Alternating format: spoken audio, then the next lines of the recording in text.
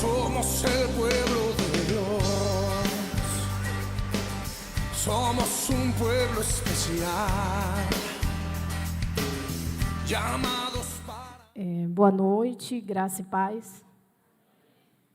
Yandejara Peauapu, que quer dizer graça e paz em nome do Senhor Jesus. Amém? Que Deus em Cristo vos abençoe. Quero agradecer também por esta oportunidade, por estarmos aqui. Estou feliz porque este dia já estava escrito na agenda de Deus. Amém? Já estava escrito que estaríamos aqui. Nós não sabíamos, mas Deus já sabia. E eu quero louvar e engrandecer o nome do Senhor pela vida de cada um dos irmãos. Como disse meu marido, somos extremamente gratos a Deus pelas suas vidas. E somente o Senhor, para recompensar este ministério, na pessoa do apóstolo, da apóstola, dos líderes desta igreja, de cada membro desse ministério, somente o Senhor para recompensar cada um de vocês em nome de Jesus. Amém? Abra comigo a sua Bíblia no livro, na segunda carta de Paulo aos Coríntios. 2 Coríntios, capítulo 5. Glória a Deus. Segunda carta de Paulo aos Coríntios, amém? Eu quero predicar nesta noite, ou pregar nesta noite. Se eu cambiar as palavras e você não entender, dá glória a Deus que o Espírito vai interpretar, amém? Porque às vezes fica difícil a gente conciliar o português e o espanhol, mas Deus vai nos dar graça. Porque passamos 4 anos pregando espanhol, né? E quando a gente volta para o Brasil, a gente tem essa dificuldade. Mas abra comigo a sua Bíblia na segunda carta de Paulo, no capítulo 4. Glória a Deus. Eu quero ler a partir, ele vai colocar ali. Segunda carta de Paulo, capítulo 5. Desculpa, é segunda carta de Paulo, capítulo 5, amém? A partir do versículo 14. 2 Coríntios, capítulo 5, versículo 14. Amém? Todos acharam? 2 Coríntios, capítulo 5, versículo 14. Diz assim a palavra do Senhor. A minha tradução, a versão é atualizada, mas vamos ler ali para que podamos ler todos juntos. Vamos ler do versículo 14 até o versículo 21, sim? Pois o amor de Cristo nos constrange. Julgando nós isto, um morreu por todos. Logo, todos o quê? Versículo 15 agora. E ele morreu por todos, para que os que vivem não vivam mais para si mesmos, mas para aquele que por eles morreu e ressuscitou. 16. Assim que nós, daqui por diante, a ninguém conhecemos segundo a carne, e se antes conhecemos Cristo segundo a carne, já agora não o conhecemos deste modo. E assim, se alguém está em Cristo, é nova criatura. As coisas antigas já passaram, e eis que tudo se fizeram novas. 18. Ora, tudo provém de Deus, que nos reconciliou consigo mesmo por meio de Cristo. E Ele nos deu o ministério da reconciliação. A saber, que Deus estava em Cristo, reconciliando consigo o mundo, não imputando aos homens as suas transgressões. E nos confiou a palavra da reconciliação. De sorte que somos embaixadores em nome de Cristo, como se Deus exortasse por nosso intermédio. 21. Em nome de Cristo, pois, rogamos que vos reconcilieis com Deus. Aquele que não conheceu o pecado, Ele o fez pecado por nós, para que nele fôssemos feitos justiça de Deus. Amém? Pode sentar em nome de Jesus.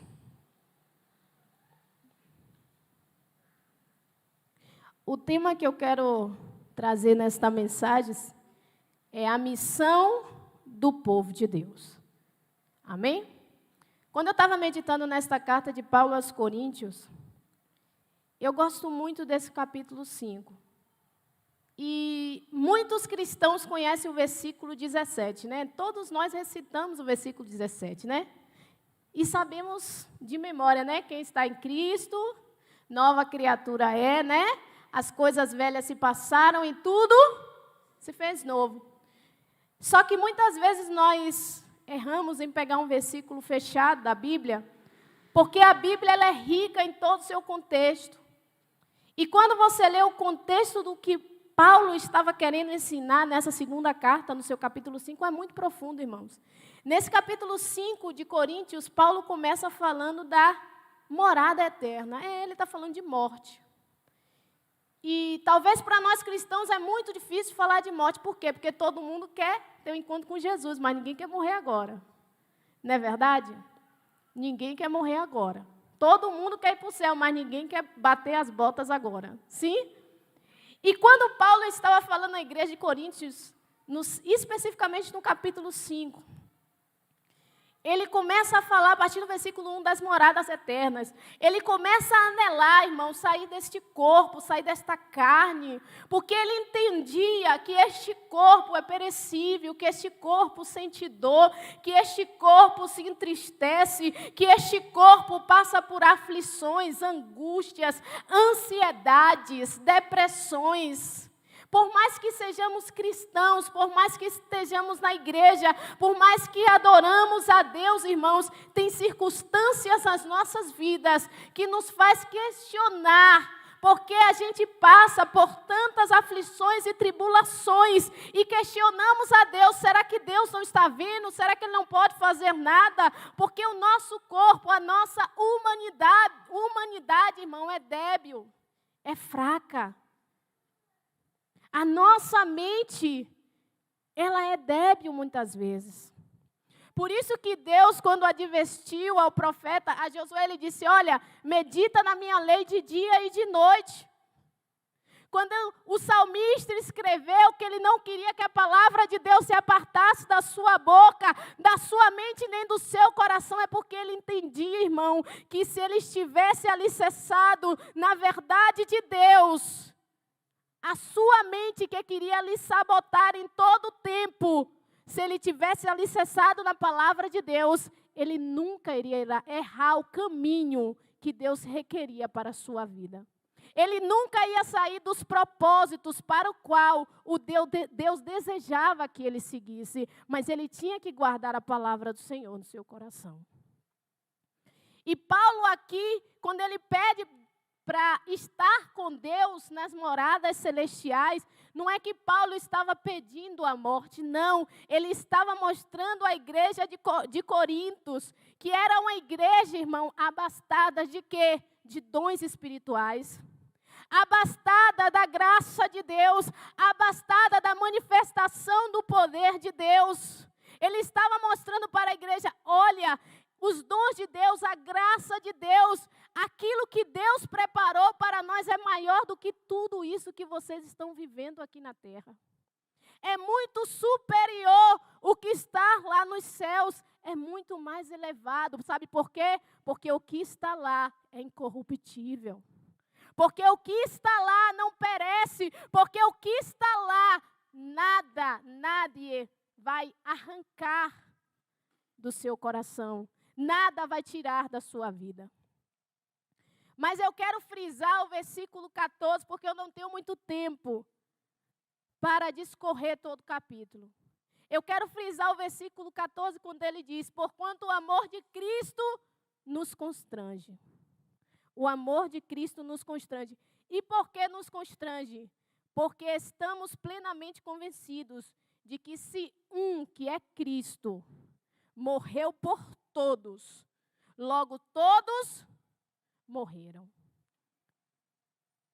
E quando eu estava meditando nesta palavra, neste tema, a missão do povo de Deus, qual é a primeira missão do povo de Deus? Diga para o seu irmão, a primeira missão do povo de Deus é morrer. Porque Ele morreu por mim e por você. A primeira missão do povo que Deus escolheu na terra, irmão, é morrer. E você vai perguntar para mim, morrer como, irmã? Morrer na carne, no corpo? Não, irmão, isso é o mínimo. Todos nós vamos morrer no corpo. Só não vai morrer quem for arrebatado no dia que Jesus voltar.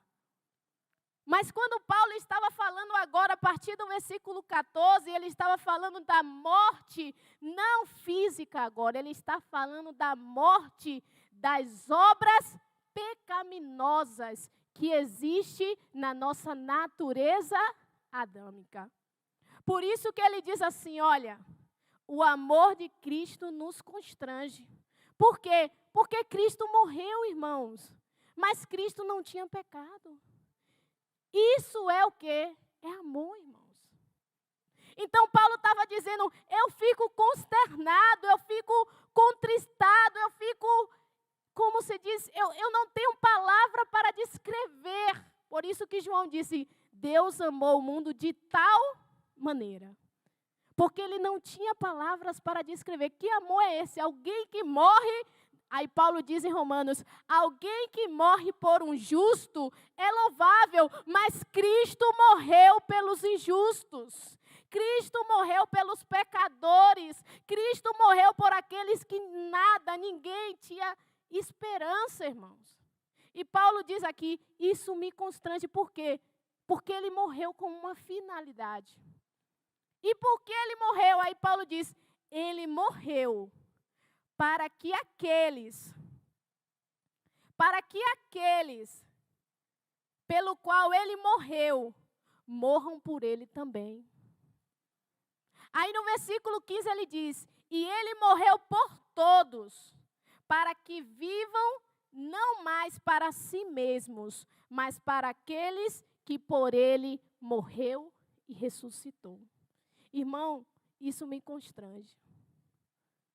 E por quê, irmã?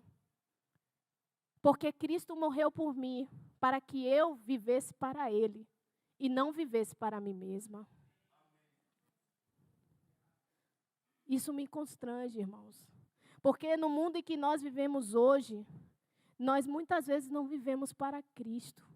A vida que Cristo me deu, muitas vezes não é a vida que eu vivo para Cristo. É a vida que eu vivo para os meus próprios interesses.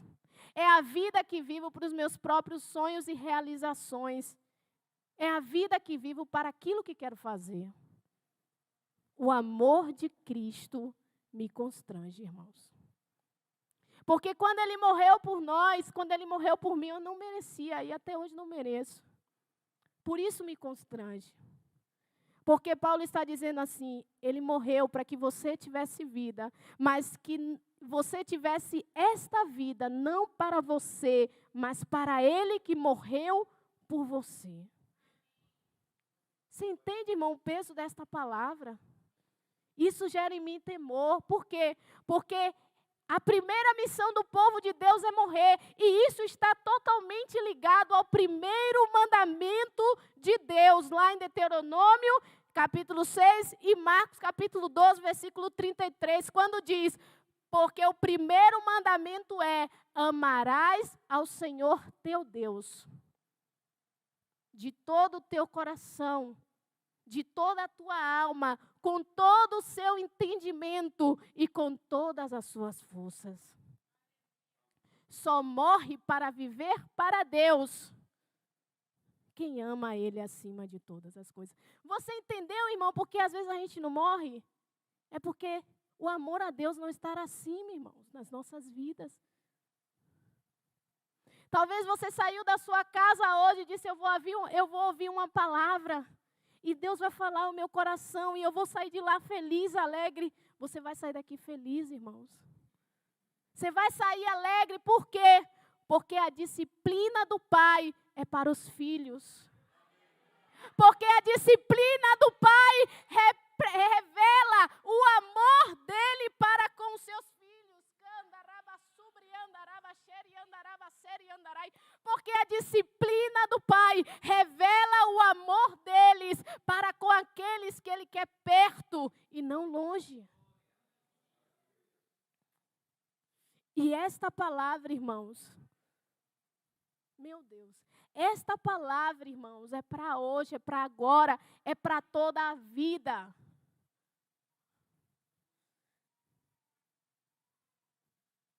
E é para nós refletirmos, irmãos.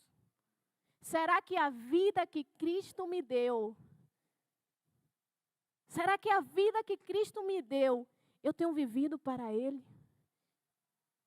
E quando eu falo de viver para Cristo, irmão, morrer e viver para Cristo, eu não estou falando de você somente orar a Deus, ler a Bíblia, evangelizar e falar de Jesus. Não, irmãos. Quando eu falo de viver uma vida para Cristo, Paulo disse, quer comamos, quer bebamos, quer venhamos dormir ou acordar, tudo é para a glória de Deus. Viver uma vida para Deus é tudo para a sua glória, irmãos.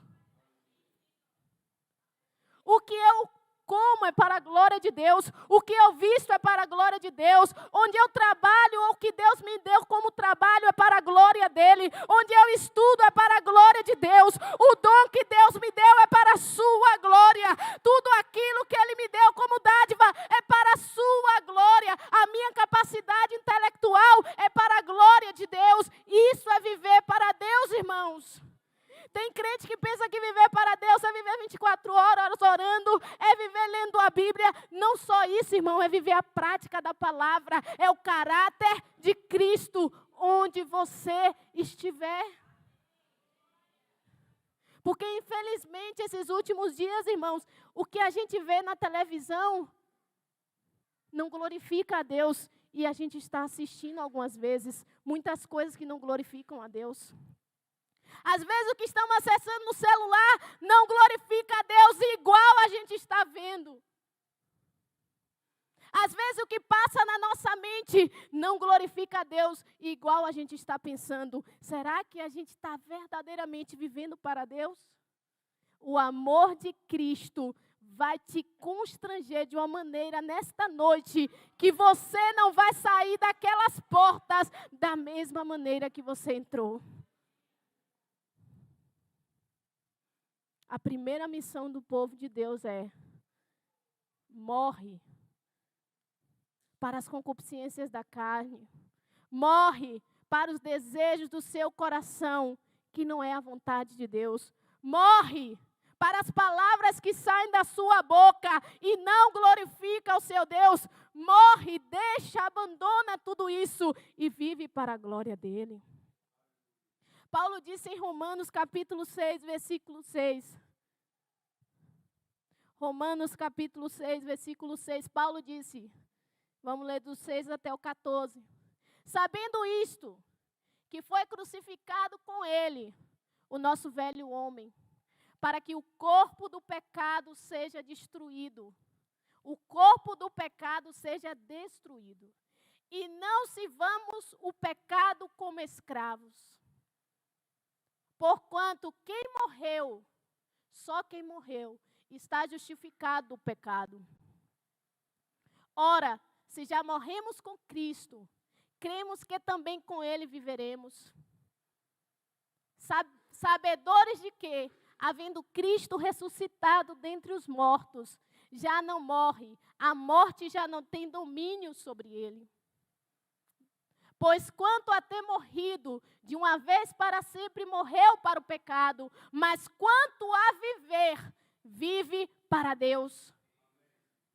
Assim também nós, todos que estamos aqui, considerai-vos mortos para o pecado, mas vivos para Deus em Cristo Jesus. Não reine, portanto, o pecado em vosso corpo mortal, de maneira que obedeçais às suas paixões. 13. Nem ofereçais cada um os membros do seu corpo para o pecado como instrumento de iniquidade. Mas oferecei-vos a Deus como ressurretos dentre os mortos. Ele nos ressuscitou dentre os mortos. E os vossos membros apresentai a Deus como instrumentos de justiça. Porque o pecado não terá domínio sobre vós, pois não estás debaixo da lei, e sim da graça.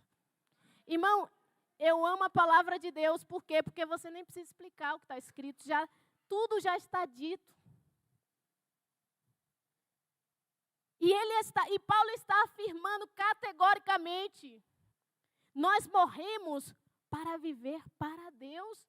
Eu não conheço outra vida a não ser a vida que vivo no Filho de Deus. Vamos ver agora Romanos capítulo 8, versículo 13. Porque se viverdes segundo a carne, caminhais para a morte. Mas se pelo Espírito mortificardes o feito do corpo, certamente, ele disse, mas se pelo Espírito mortificar, entende, irmãos? A primeira missão do povo de Deus é mortificar as obras da carne. E só se faz isso pelo Espírito de Deus. Só faz isso pelo Espírito de Deus. E por que a missão é do povo de Deus, irmão? Porque quem não é povo de Deus não tem o Espírito de Deus. E quem não tem o Espírito de Deus não morre, irmãos, para a carne. Só morre para os desejos mundanos, irmãos, quem tem o Espírito de Deus. Porque Ele é o nosso Consolador, Ele é o que nos conduz na verdade, é Ele que nos fortalece, que nos capacita, que nos ajuda, irmão. Sem Ele, nós não morremos. O bem mais precioso que você tem na sua vida não é a sua Bíblia que está nas suas mãos, não é o seu celular, a sua casa, o seu carro, ou alguma coisa que você gosta muito, ou seus livros, não. O bem mais precioso que você tem na sua vida é o selo do Espírito Santo, irmãos. A Bíblia diz que Ele é o selo da redenção. Sabe o que isso significa, irmãos? Se eu não tenho o Espírito, se você não tem o Espírito, não vamos entrar na morada celestial. Porque Ele é o selo da redenção, irmãos. Então, que mediante esta palavra o Senhor nos ajude a morrer a cada dia. A morrer, irmãos, a cada dia. Quando eu leio esta palavra, Deus fala primeiro comigo, irmão, eu preciso morrer todos os dias. Todos os dias a minha velha natureza, irmãos, ela quer se sobrepor, ela quer falar, ela quer fazer o que não agrada ao meu Senhor. E eu digo para ela, não sujeitai ao Espírito de Deus, porque o Espírito é forte e a carne é fraca. E o forte tem que vencer o fraco, irmãos. E o forte é o Espírito que habita dentro de você. Deixe de desculpas de dizer, não, Senhor, porque a minha carne é fraca, porque Deus vai olhar para mim, para você e vai dizer, mas o Espírito que eu te dei é forte. O Espírito que eu coloquei na sua vida é forte. A segunda missão do povo de Deus, irmãos, está a partir do versículo 2 Coríntios, capítulo 5. A partir do versículo 18 diz que que tudo provém de Deus, porque Ele nos reconciliou consigo mesmo por intermédio de Cristo e nos outorgou o ministério do quê? Da reconciliação. E Cristo reconciliou consigo mesmo o mundo, não levando em conta as transgressões dos seres humanos, e nos encarregou da mensagem da reconciliação. Portanto, nós somos o quê? Embaixadores de Cristo nesta terra. Qual é a segunda missão do povo de Deus, irmãos? Propagar o Evangelho de Cristo.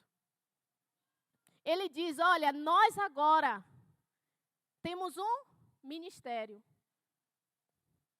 Qual é o nosso ministério? Levar a palavra da reconciliação. E por que reconciliação, irmã? Porque a Bíblia diz, irmão, que todos pecaram e estavam destituídos da glória de Deus. Porque a Bíblia diz que Jesus tomou o cálice do quê? Quando ele disse assim, Pai, Se possível for, aparta de mim este cálice. Depois ele diz, mas que não seja feita a minha vontade, mas a tua vontade. Quando Jesus estava fazendo isso, que cálice é aquele que ele estava tomando? É o que o profeta Ezequiel falou. O cálice da ira de Deus, que a ira de Deus ia cair sobre mim e você. Por quê? Porque nós estávamos em pecado. Porque toda a humanidade estava destituída da glória de Deus. Jesus tomou o cálice para si, tomou as nossas dores, levou o castigo que nos trazia paz, levou sobre ele todas as nossas enfermidades, como disse Isaías, levou sobre ele todo o nosso opróbrio. E por que ele fez isso? Porque a humanidade estava distante de Deus. A ira de Deus caiu sobre a humanidade porque a humanidade estava em pecado. Estava afastada de Deus. Então Paulo diz, agora Deus está em Cristo e reconcilia o mundo para com Ele. Por quê? Porque Cristo pagou o preço dos nossos pecados. E agora quem vai trazer aquele que está lá no mundo para se reconciliar com Deus? Diga nós. Diga melhor, sou eu. É você. É você que vai trazer a palavra da reconciliação. É você que tem que levar o pecador que está lá fora a se reconciliar com Cristo. Por quê? Porque você é um embaixador de Deus nesta terra. Você é aquele que leva a palavra, a reconciliação, que traz a paz. Não há mais guerra, agora eu quero trazer para você a paz. E a paz é de quem? A paz é de Deus. Por isso que quando Jesus chamou os discípulos, ele disse, saiam agora, vão pregar o evangelho de 2 em 2. Mas antes de entrar na casa, pergunte, aqui há paz? Por quê? Porque os discípulos estavam levando a paz de Deus, a palavra da reconciliação. Vamos ler Romanos capítulo 10, versículo do 13 ao 15. Porque todo aquele que invocar o nome do Senhor será salvo. Como, porém, invocarão aquele em quem não creram? E como crerão naquele de quem nada ouviram? E como ouvirão se não há quem pregue? E como pregarão se não forem enviados? Como está escrito, quão formosos são os pés dos que anunciam as coisas boas. Deus quer que os seus pés sejam formosos. Anuncie as boas do Evangelho de Cristo. Irmão, você sabe quantas almas agora estão sem Deus, sem paz e sem salvação, irmãos? É o seu vizinho, talvez, que está do lado da sua casa. É o seu colega de trabalho que você todas as manhãs, no mesmo horário, senta do lado dele. É aquele que talvez um dia te caluniou, que está no mundo, que fala mal de você. Ele está apartado de Deus. Ele está em trevas, irmãos. Ele não tem luz. Ele está cego. Pior, a Bíblia diz que além de estar morto, ele está andando segundo o príncipe da potestade do ar que impera neste mundo. Será que dá para sentir compaixão dele agora? Será que dá para olhar para o pecador, aquele que está lejos de Deus, aquele que está longe de Deus, com misericórdia? Aquele que talvez você todos os dias pega o mesmo ônibus com ele e vê que ele está ali perdido. Deus está dizendo, você tem a palavra da reconciliação. Fala de mim para ele, eu quero ele perto de mim, assim como eu coloquei você perto de mim. Alguém teve que levar esta palavra para você, irmãos. Alguém levou esta palavra para mim. E muitas vezes nós outros vivemos um dualismo. Na igreja eu sirvo a Deus e sou cristão, mas no meu trabalho eu sou apenas um profissional. Antes de você ser um profissional, irmãos, a Bíblia diz em Efésios capítulo 1, que Deus te escolheu antes mesmo da fundação do mundo. E ainda diz mais, que não só te escolheu antes da fundação do mundo, Ele te escolheu e preparou boas obras para que eu e você venhamos andar sobre elas. Deus estava falando isso comigo, irmão, e está falando com você nesta noite. Dê testemunho de Cristo onde você estiver. Porque a única coisa que vamos levar para o dia do juízo, como disse Paulo aqui, 2 Coríntios capítulo 5, versículo 10. A única coisa que vamos levar para o dia do juízo, irmão, sabe o que é? São as nossas obras. Paulo disse aqui que todos nós, ele diz, todos nós deveremos comparecer diante do tribunal de Cristo. Para quê, Paulo? A fim que cada um receba a merecida retribuição por cada uma das suas obras. Aqui ele não está falando de salvação pelas obras, ele está falando de galardões. Porque a salvação é pela graça. Ele está falando que as nossas obras vão estar diante de Deus, para que cada um seja retribuído segundo aquilo que realizou neste corpo, nesta terra, para a glória de Deus. Irmãos, eu quero chegar naquele dia lá no céu, irmão, para a glória de Deus e me alegrar com o meu Senhor e dizer para Ele: a minha vida, meu Senhor, nesta terra glorificou o Teu nome. Por quê? Porque o Teu amor me constrangeu, me salvou e me fez entender que o Senhor fez tudo isso por mim, Senhor. Não para que eu fosse, Senhor, uma pessoa a seguir as minhas vontades e os meus desejos, mas para propagar e levar o Teu evangelho a toda criatura. Eu quero, irmão, chegar diante do meu Senhor e glorificar a Ele. Isso, irmão, é uma verdade, isso é real, isso vai acontecer, porque a palavra de Deus, ela é fiel e ela vai se cumprir, irmãos. E para terminar, eu quero ler Filipenses capítulo 1, a partir do versículo 14 até o 18, diz assim: e a maioria dos irmãos, estimulados no Senhor por minhas algemas, ousam falar com mais desassombro a palavra de Deus. Alguns, efetivamente, proclamam a Cristo por inveja e porfia. Outros, porém, os fazem de boa vontade. Estes por amor, sabendo que estou incumbido da defesa do Evangelho.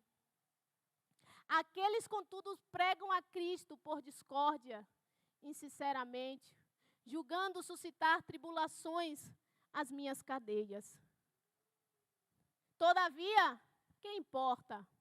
Uma vez que Cristo, de qualquer modo, está sendo pregado.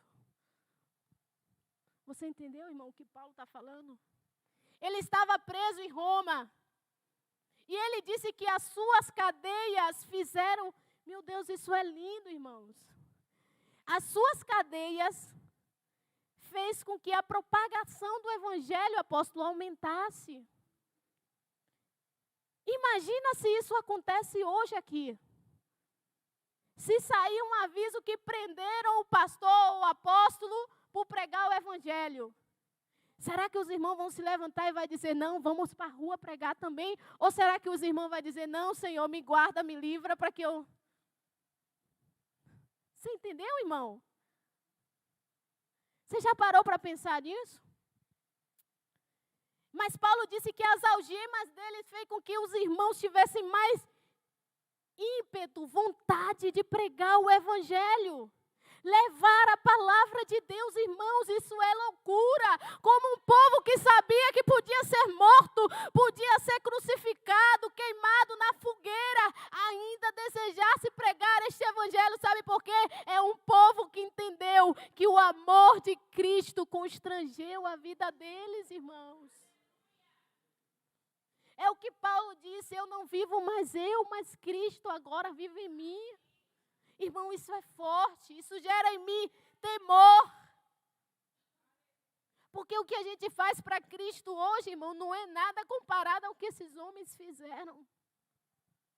Comparado ao que Paulo testemunhou, o que Pedro, Tiago, João passaram. Irmãos, o que a gente faz hoje não é nada.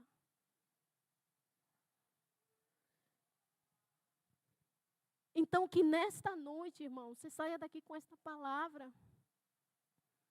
Será que eu estou dando testemunho de Cristo onde eu estou?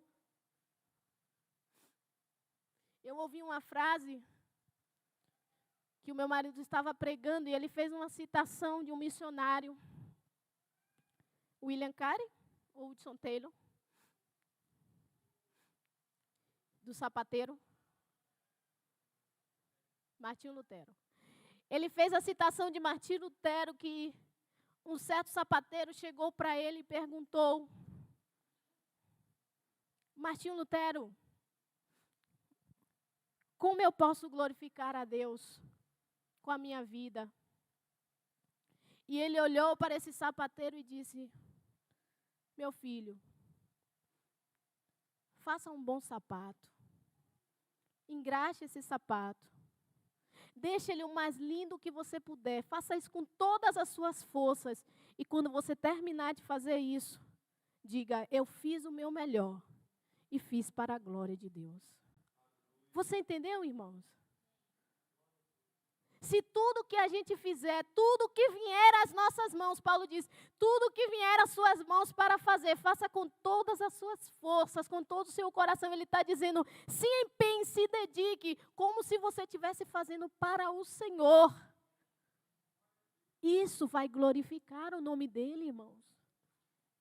Onde você estiver, tudo que vier às suas mãos para fazer, faça para a glória de Deus. E o mundo vai te olhar com o caráter de Cristo. Como alguém que tem algo diferente de Deus na sua vida. E o mundo vai ver em você a luz. E o mundo vai ver em você o sal. Para a glória de Deus. Amém? Se coloque de pé em nome de Jesus. Eu quero orar, irmãos. E agradecer ao Senhor por esta palavra, por este momento, por estarmos aqui. E a minha oração a Deus, quando eu estava meditando nesta palavra, e quando eu estava orando ali, eu disse, Senhor, ainda que seja um, Senhor, ainda que seja dois, eu não sei quantos, Senhor, mas que esta palavra venha renovar, Senhor, o entendimento. Venha mudar, Senhor, a vida. Venha mudar as atitudes, as palavras que saem da boca. Senhor, renova-nos, Senhor. Não nos deixa sair por aquelas portas da mesma maneira, não, Senhor.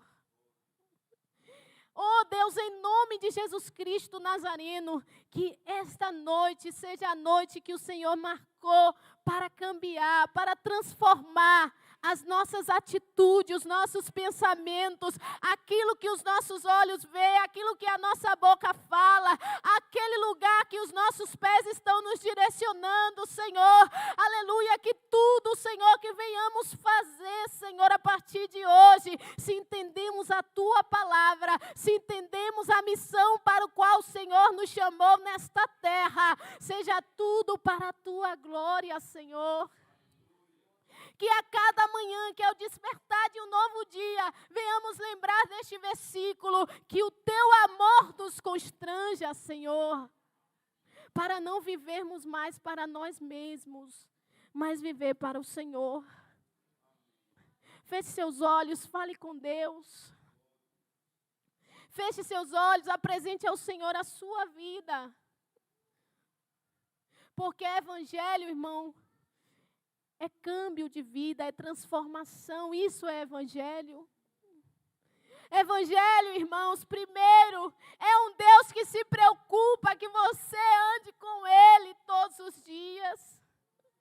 Evangelho é um Deus que quer que você esteja com Ele nas moradas celestiais, irmãos. Isso é evangelho, foi o que Cristo trouxe para nós. Apresente a sua vida ao Senhor. Apresente a sua vida ao Senhor, porque é a unção do Espírito Santo de Deus, irmão, ela está aqui. Ele estar aqui, irmão, não por causa das paredes, não por causa da ornamentação, mas porque eu e você estamos aqui. Ele disse: onde está 2 ou 3, aí eu me farei presente. Por que, Senhor, se fará presente? Porque clamam o meu nome. Aí eu estou presente. Ele está aqui, irmãos, contemplando o nosso quebrantamento, a unção de quebrantamento neste lugar. A palavra de Deus está gerando arrependimento.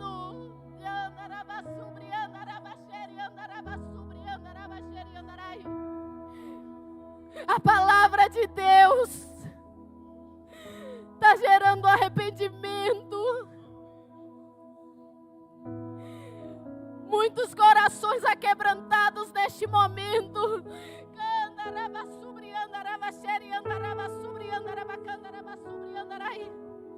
E você que está dizendo: mas Senhor, eu não consigo, isso é mais forte do que eu. Ele está dizendo para você nesta noite: você consegue, porque não é você, é o meu Espírito que opera em você. Você que tem problema aqui hoje, assim diz o Senhor. Você que está preso agora no álcool, na bebida, Deus está dizendo: eu te liberto hoje, porque não é você, é o meu poder que opera em você.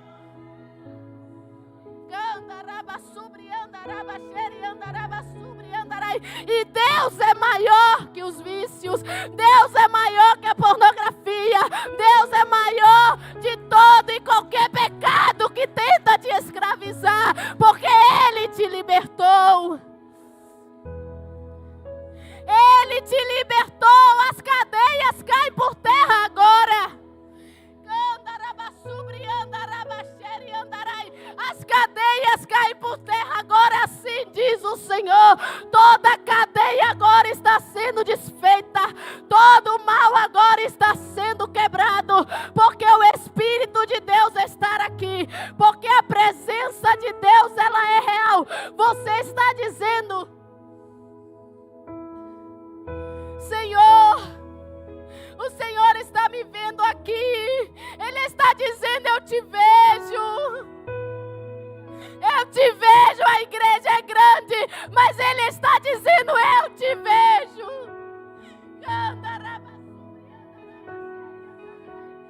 Está dizendo: eu te vejo. Meu Deus. Ele está dizendo: eu estou aqui, estou te vendo. A unção de quebrantamento nesta noite. Vidas estão sendo tocadas, porque Ele tomou a plenitude deste lugar. Ele marcou este dia para marcar a sua vida. Você não será mais o mesmo. Você não será mais o mesmo. Muitos vão te ver. Muitos vão te ver. Mas vão dizer: não, alguma coisa mudou. E você vai dizer: foi aquele dia que Deus me tocou. Foi aquele dia que Deus falou comigo. Irmão, o evangelho é isso. Quebrantamento, arrependimento. Isso é evangelho de Cristo, irmãos. As demais coisas são añadidas, acrescentadas, porque Deus acrescenta, irmãos. Receba a graça de Deus, o poder de Deus, o fortalecimento de Deus sobre a sua vida nesta noite. Deus, Ele vai te renovar, te restaurar, para você seguir sendo boca de Deus nesta terra. Oh, Espírito Santo de Deus, te damos graças, Senhor, por este dia, por esta oportunidade, meu Deus. Por tudo que o Senhor fez, Senhor, neste dia nas nossas vidas. Nós não merecemos, Senhor, o Teu amor nos constrange, Senhor. Mas ajuda-nos, Senhor, a cada dia a ser fiel a Ti, a viver para Ti, a fazer a Tua vontade, Senhor. a ser testemunhos do Senhor nesta terra. Ajuda-nos, Senhor. Não queremos viver uma vida fútil nos prazeres da nossa carne, nos desejos do nosso coração, Senhor, vivendo os nossos sonhos. Não, começa a orar a Deus e pedir a Ele: oh Senhor, me faz viver os teus sonhos, me faz viver o que o Senhor quer para a minha vida, me faz viver, Senhor, o que o Senhor quer para a minha vida, Senhor, porque o teu amor me constrange, Senhor. Ajuda-me, Senhor, a viver a tua missão na minha vida, para que as nossas vidas a cada dia, Senhor, seja para a tua glória. Que ao despertar ou ao deitar de cada dia, podamos dizer: tudo que fiz hoje foi para a glória de Deus. Tudo que fiz hoje foi para a glória de Deus. Te agradecemos, Senhor, e te damos graças pela tua presença em nossas vidas. Que o Senhor seja exaltado todos os dias e sempre, Senhor. Amém. E graças a Deus. Aplauda ao Senhor.